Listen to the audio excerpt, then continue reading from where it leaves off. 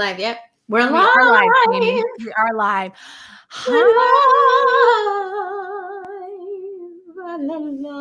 What if I was going to dance with you? That's so bad. I don't know what's going on. Welcome, everyone. Hi, say hi. Welcome to the show that nobody asked for, but here we are again. Not a single solid person asked for the show, and yet here we are, Jamie. For your viewing pleasure and my pleasure. It's the show that nobody asked for, the only reason that we shower. If these ovaries could talk is live right now. We are a lot. I was trying to show off my plant. I know. It's just like my plants, and then I hit the theme song. Oh, I got to get more plants in that corner, I think. I need a hanging one. What's the name of that plant? Rose named the plants, and I can't remember that one. This one here, can you see it? That's Spike. Okay, well, that's a good name. That's a good name. He's got thorns. Oh my God, you cannot. It's an agave plant. I didn't realize they hurt. It's painful. Well, maybe don't put it right by your desk and your legs. It's a really dumb place also because we have to plug things in, right? It's really bad. We get pricked all the time. Jamie, before we get into our first hot topic, I feel like we need to apologize to our audience and to our social media on behalf of Helen. Helen's screwed up. She's today, really screwed up. Are you guys here? Say hi. Because for those of you who don't know it, today Helen was supposed to do an Instagram takeover for us. We put it on the social media. We announced it in this live stream. We gave Helen ideas. We were all kinds of stuff. We gave shared her videos with her, shared pictures with her, gave her so much content. And I don't know if this was like a passive aggressive thing from Helen or if this is just, we don't know. Should we be worried about Helen yet? But Helen didn't show up to work today. Show up. Not only did she not do the Instagram takeover that she was required to do, she did not show up. I know. Exactly. And now we're in this weird place, or at least I shouldn't speak for Jamie, but I'm in this weird place of being torn between being very angry at Helen and feeling like, I don't know, does she need to be fired or are we worried? Listen, we're not firing Helen. We're not going that far. We're not taking it that far. Well, I'm a little worried that she didn't show up to work. We had a whole workout plan this morning. She was going to get motivated. We were going to work out together. And then she was going to start the Instagram takeover. And I haven't heard from her since. I don't know where she is. So, I mean, everybody just like stay on our social on IG and we'll be like doing stories about where Helen is. Where's Helen? And like updates and how the story. I want you to know, I checked the social right before we started this live and we did a little poll of who thought that Helen would show up today. 19%, surprisingly enough, 19% believed that Helen was going to show up today. I mean, the day's not over. It's 4:03, but it's pretty darn close to being over, and she's not here. She's not overtaking the Instagram either. So I'm emotionally spent with Helen. I'm going to move on to the next. We need a break from. Listen, I want Helen to come back. Helen, if you're watching, call us. We're here for you. I mean, we barely made this on time because Helen was not here. Yeah. Okay. Let's move on to our next hot topic. Anyway. Okay. Hot topic there. 10 minutes later. Okay. So Colton Underwood, The Bachelor came out. Great. But have you ever watched The Bachelor? It's not my thing, but I did watch a couple of episodes of this particular season. Really? And because my best friend Heather is a very avid Bachelor, and every summer she has this, because she's a gay woman. Oh yeah. No, it's about the reality TV thing and she loves it. And in the summer we go on vacation together every summer. She makes us watch Bachelor in Paradise and me and Mary just make fun of it. But so he was on one of the vacation times and I was like, so this dude is a virgin. And I was like, so something's going on there. I was like, he's either gay or something happened to him. I was like, there's a guy who looks like that is not a virgin at 25. Sorry. Yeah, there's no way. But Elizabeth, oh my God, I heard he stalked the girl, this is what's problematic. He started dating someone from The Bachelor, either like one of the people from his season, I think.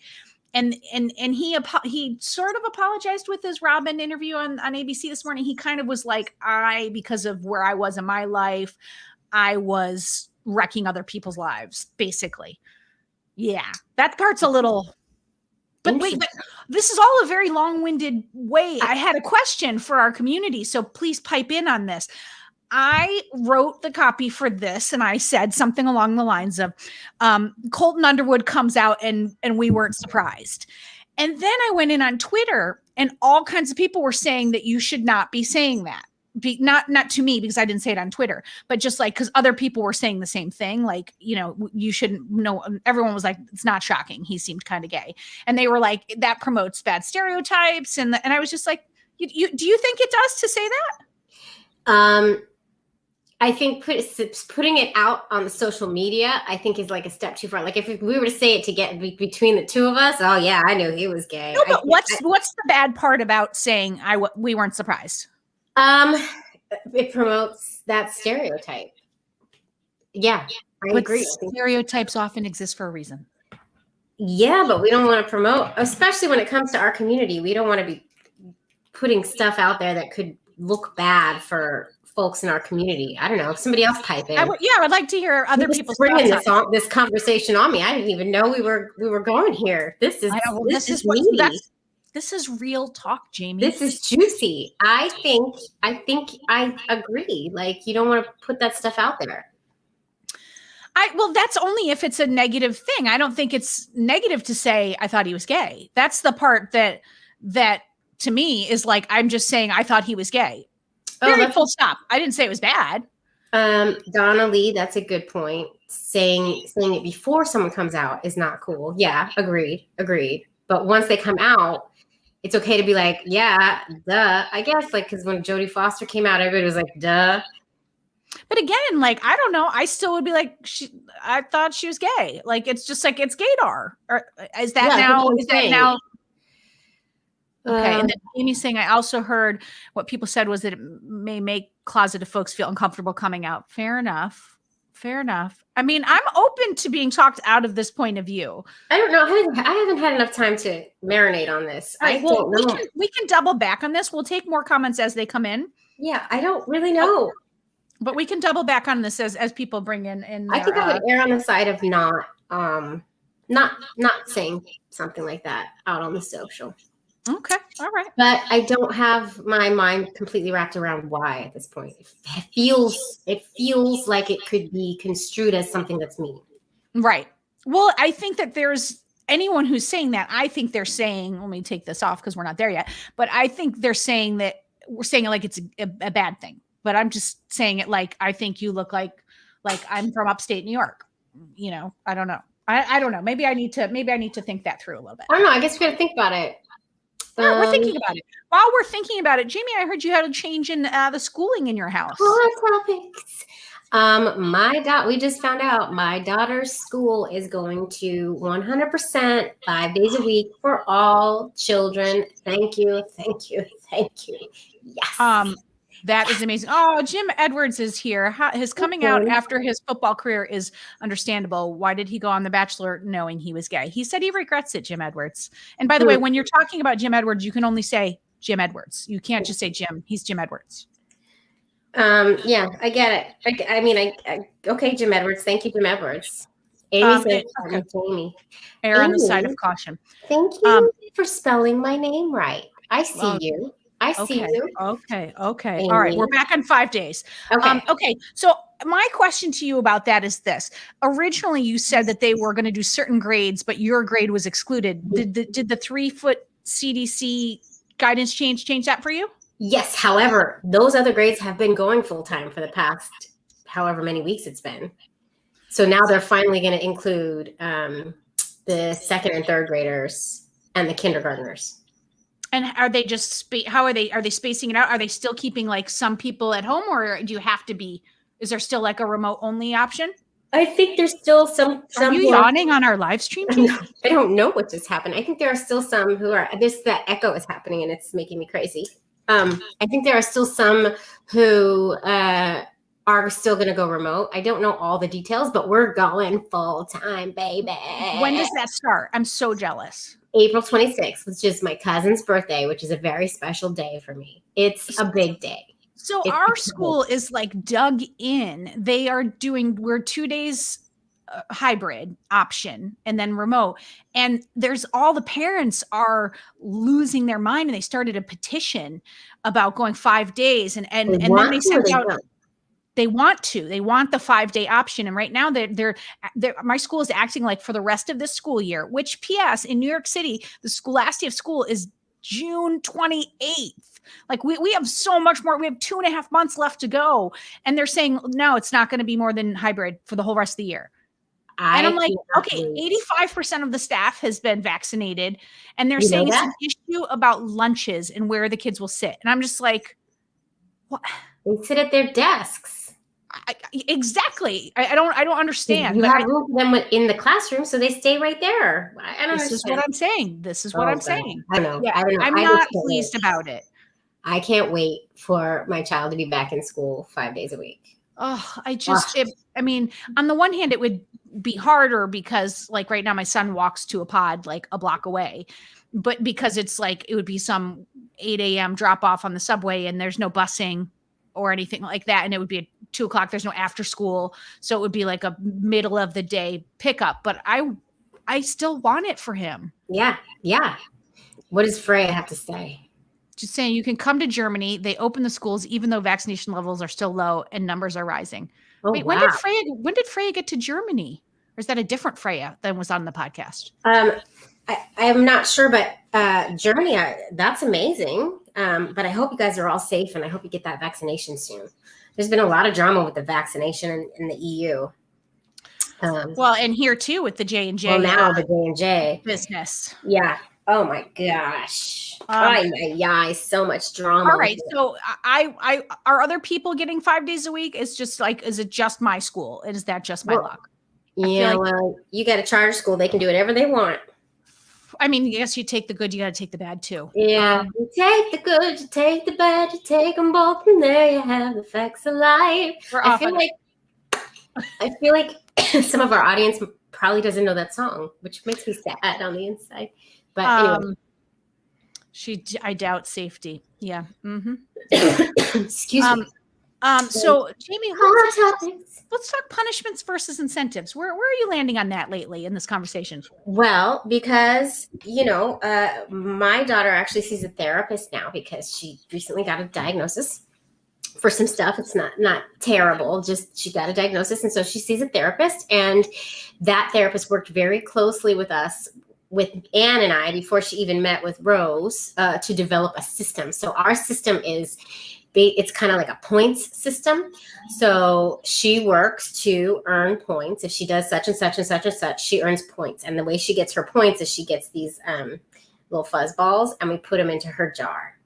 So that she gets these you walk over and you hand her a fuzz ball. You say, you just did something. Here's a fuzz ball. At the end of the day, we say, you finished all your they've changed a bit. So like, just to give a vague example, you finished all your schoolwork. That's a fuzzball. Drop it in your bank. You had a good bedtime last night. That's a fuzzball. Drop it in your bank. Like things like that. So she gets certain. So at first it was only giving her fuzzballs. Now we're so advanced with this whole method. We take them away. Fuzzballs away. So she has, and the important thing is she gets to save the fuzzballs however she wants to. And there's a point system. So she can cash them in. She can cash 5 in for like this list of things. 10 is a list of things that are a lot more exciting. 20 fuzzballs. She has to save up to 20, and she gets things like a sleepover or things like that. So there's tiers here. And so she gets to decide how hard she wants to work for whatever prize she gets. So I'm curious about 2 things.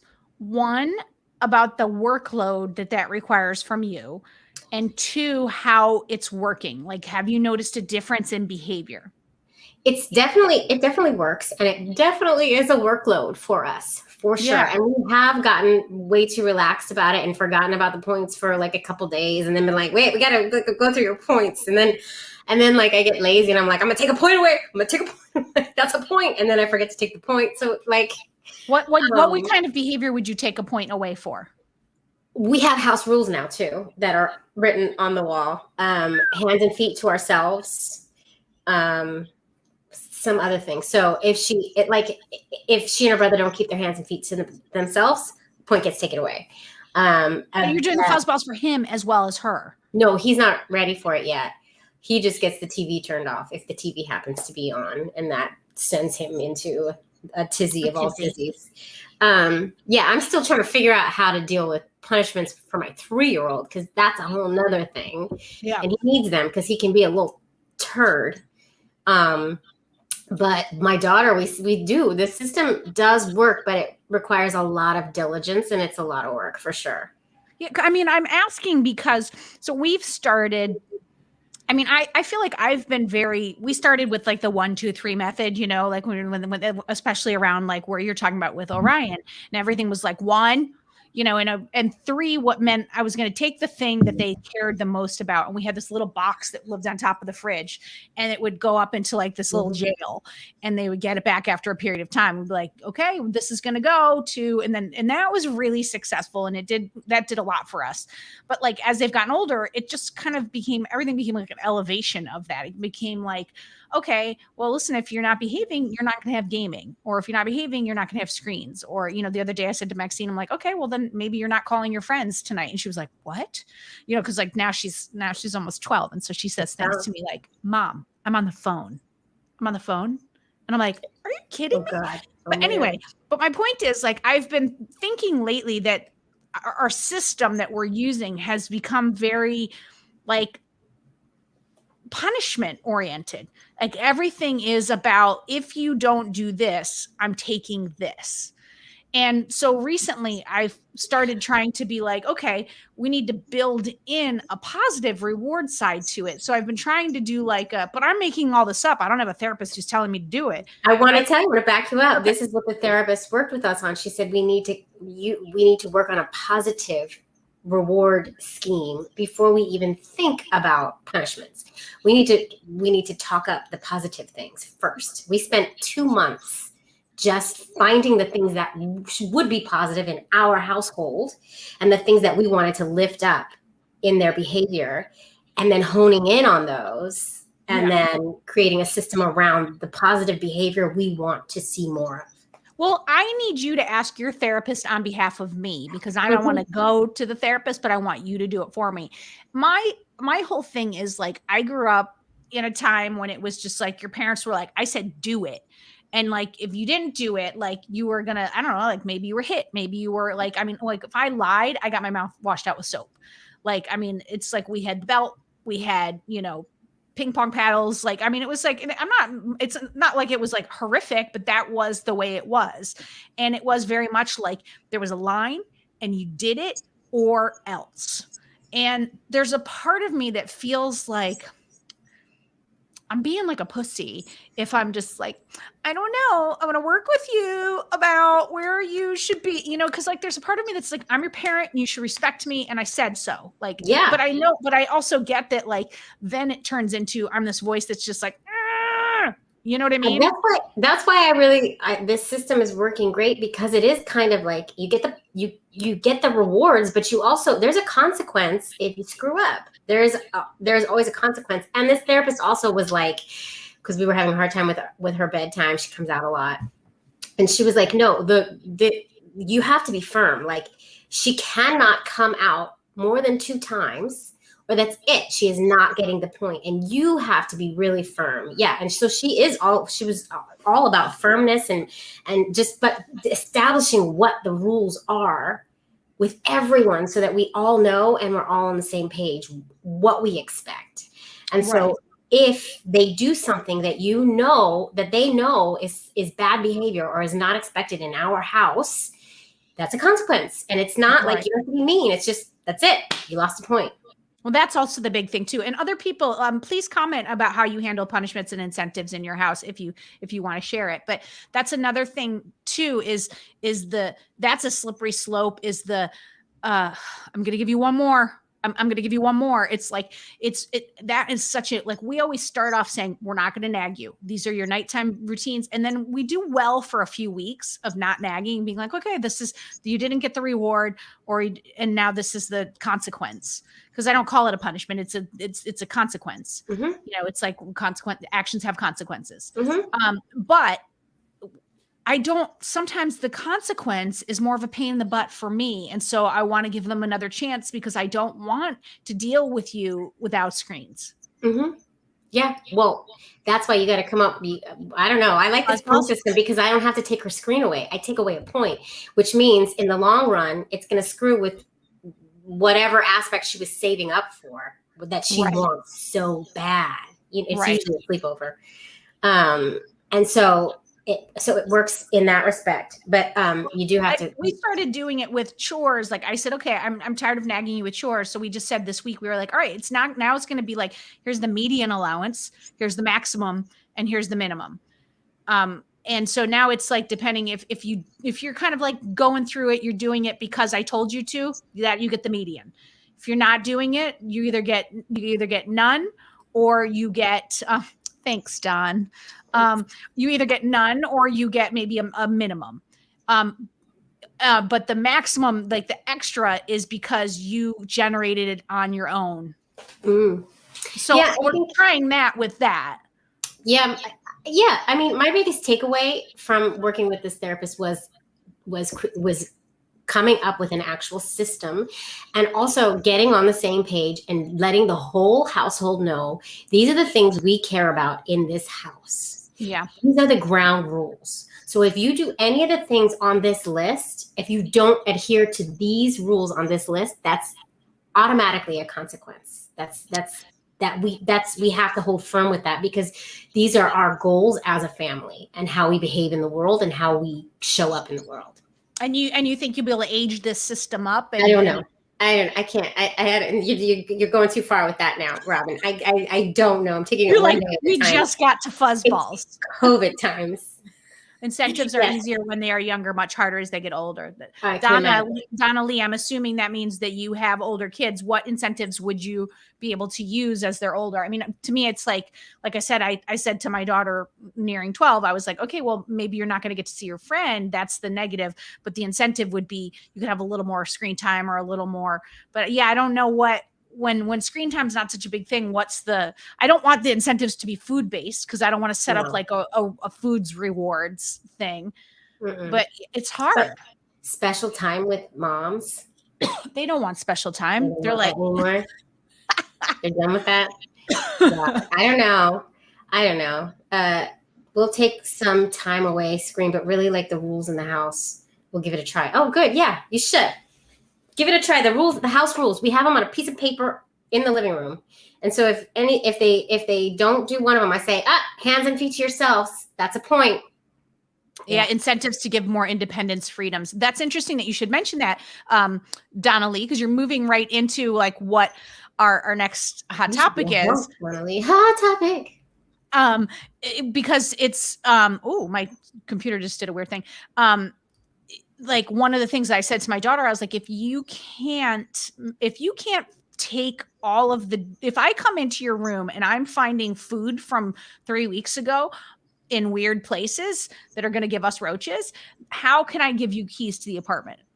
How can I allow you to like give you a debit card? Like these are things I can't trust you with if you can't bring your bowls. So I said to her, if you can make your bed in the morning, bring your plates and your cups out, because you go in there and there's 37 glasses of water. And I'm like, when did you even make all these glasses of water?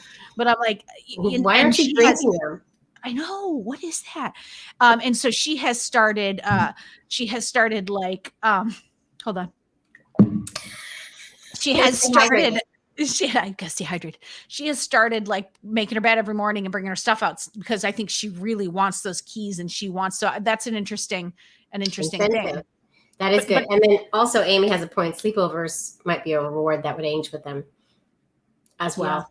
Yeah. Oh God, I hate sleepovers. I love it because I like it when my kid goes. I don't like it when they come to the house. I like being the house that the kids come to. Oh, I want to be the house where I go to bed early and take my bra off, and I don't want to be out there seeing me be a turd. No, I want to be the house where all the kids feel comfortable coming over, and they go to my kid fridge, and I want to be that house. Yeah, I mean, I want to be that when they're a little older, but not in this in between time. It's just like I don't know. My daughter's best friend just goes right into our kitchen and like opens the fridge. Oh, I love that. I love that when they feel that comfortable. I love it. Well, so my daughter took her first this week subway ride alone. Scary. I mean, it was a little like I walked her over to the subway because it's crossing a pretty major intersection that, she was hit by a car on that intersection. So she's still a little like nervous about that. And I didn't go past the turnstile, and I kind of stood and I like gawked from above the platform because they were down on the platform and I could see, and she texted along the way. But I was like, oh, this is like, I mean, it's different from like, I grew up upstate New York. Like how far could I go? You know what I mean? I was on my bike, I mean, she could go to the Bronx. But like, see, to me, that's scarier. Where you grew up on your bike. Really? That's scarier to me, because that's where every kid got kidnapped from some rural town when they were out on their bike. Come on now. That's where the stuff happens. And in my world, people were taken from like breaking into apartments and stealing things. Like upstate New York is like you left your doors unlocked. That is so much more rare. Even like Elizabeth Smart was taken from her house, but she lived in a rural town out in the middle of nowhere in Utah. Well, it's funny because I used to feel much safer upstate, and then like you become a city person, and now I'm like, anyone could just walk up to those windows and just break and go into your house. I get so scared in the country. And so the kids are always like talking about being nervous, and I'm like, listen, there's only 2 ways in and out of our apartment, and we got gates on the one and 47 locks on the other. I was like, and they were like, oh, cool. Yeah, I'm on the 8th floor. Nobody is getting up to my window. And by the way, and if they do get up to your apartment, it means they bypassed like 75 others first. Like by the time they get to you, it's like they had to, at that point, it's your number's up. Like it was your turn. I feel so much safer in a city. I do now. I did safer in New York City than I did living in San Francisco. Because this is more metropolis and there's more people out and about all the time. At least in San Francisco, you can turn a corner and it's a desolate street. And that's where the scary stuff happens. Oh, okay. Gotta stay away from the empty streets. Wait, where are we talking about? We were talking about first subway ride. Thanks for making me feel better now. By the way, I do want to tell you, Jamie, I haven't told you this morning. I had a very long and involved dream that you and I, Radio City Music Hall, called us. And the woman who called us looked just like Helen. This is my dream. I'm not even kidding. And so she called us. That's what she is. I know. Maybe she's at Radio City. We got to find Helen. So this lady calls us and tells us that we're going to do our show at Radio City. And it was like we had like a play or an actual musical number. Of course we did. Yeah. You're backstage and I'm up in this little holding area and we're getting ready to go. And all of a sudden this other group comes in and then they start their show. And the Helen lady takes me for a walk and she's just like, I'm real sorry this happened. And I was just like, and I was crying and I was like, Jamie always wanted to be on Broadway. And while I was crying to say Jamie always wanted to be on Broadway, I was like, I just don't understand it. Like if you had that group and you're giving away tickets, you could have given away tickets to ours. Like, why didn't we? And I called you after and I was like, well, the good news is that like, we're in their Rolodex and now they owe us. So we'll probably be at Radio City soon. That is literally something you would definitely say after an incident like this. It would definitely be, well, the good news is we're in their Rolodex. We're on their radar. I think I've heard you say that like 100 times to me, but I'm very, very heartened by the fact that you were worried about me and my Broadway career. I was like, Jamie always wanted to be on Broadway. I was like, this was her moment. That's hilarious. And by the way, I woke up to that and I was like, and I was trying to tell Mary and she was just on her phone on Reddit like this. And I was like, we'll talk later, Janice. All right. Our last hot topic. Oh, that was a bad one. When we're introducing a singer, I should have done it much better. Do it again. Retake. Redo. Hot topic. I should do it like with a country drawl. No, we're going to stop this because I'm not going to keep. Brandi Carlisle has a new book out and we have mixed emotions. We're very happy for her. Very happy for her. It's a New York Times bestseller. I saw that on her Instagram last night. Is it really? It just came out on April 6th. Yep, she's a bestseller. So just like us. She's a bestseller, just like our book is a New York Times bestseller. So that's what brings us to these emotions. Now, I just want to say, huge fan of Brandi Carlisle. Like, I have loved Brandi for a very long time. One of her songs, the initials of one of her songs is engraved in Anne and I's wedding rings because it's our song. Huge fan. Love her to death. We're trying to get her on the podcast. We're begging her to be on the podcast. We're working on that. And we're very happy that she wrote a book, but that she's representing, that she's sharing her story. Mm-hmm. I have all things are good.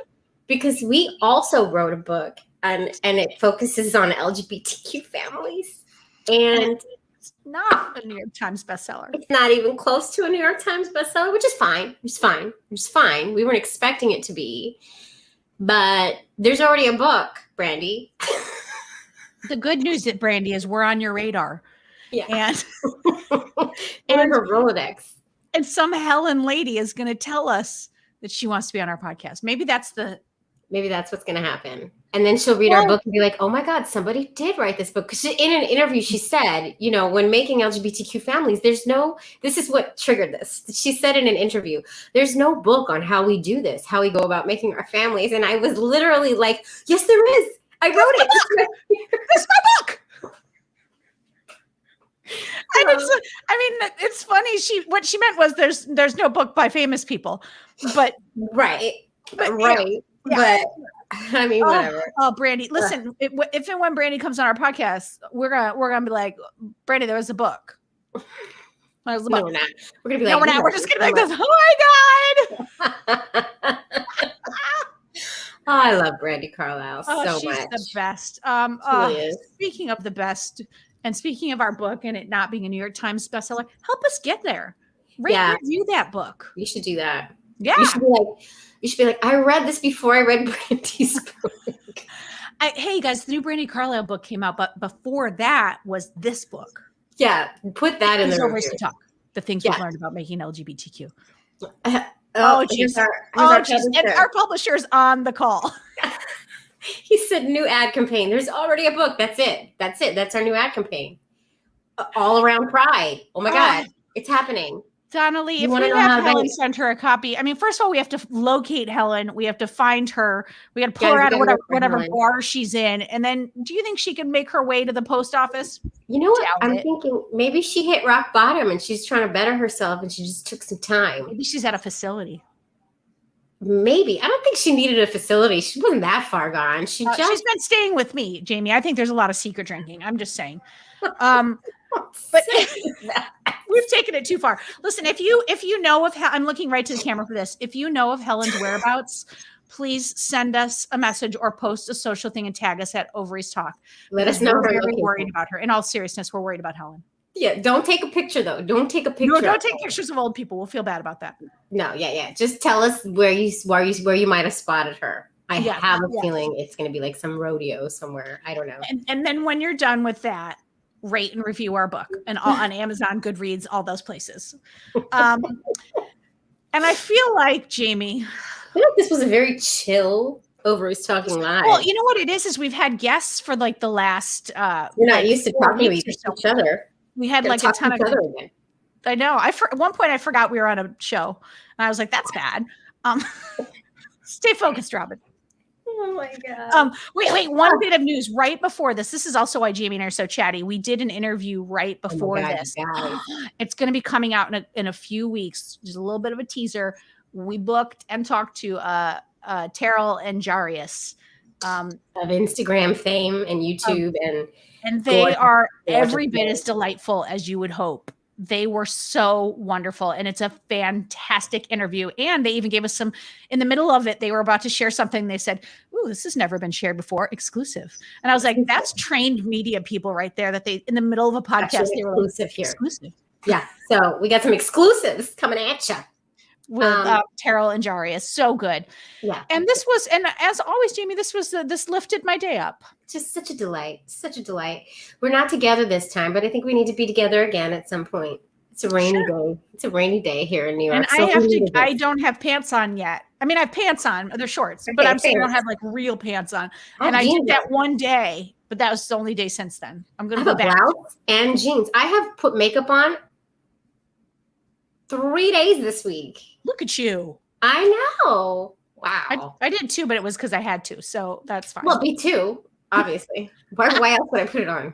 I'm not doing it just for fun. We didn't do that. All right. Jamie, I would like for the next live stream, I'd like to know the name of the plant behind you. Yeah, Rose will tell me. It's something like, I can't remember. TMI.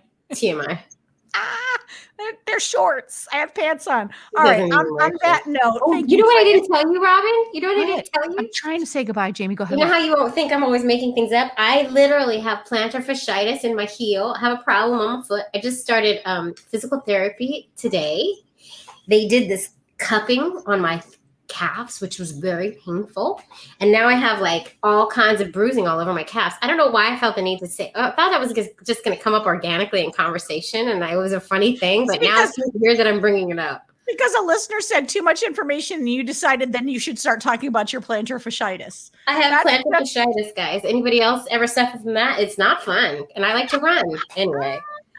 All right. On that note, eggs. Oh,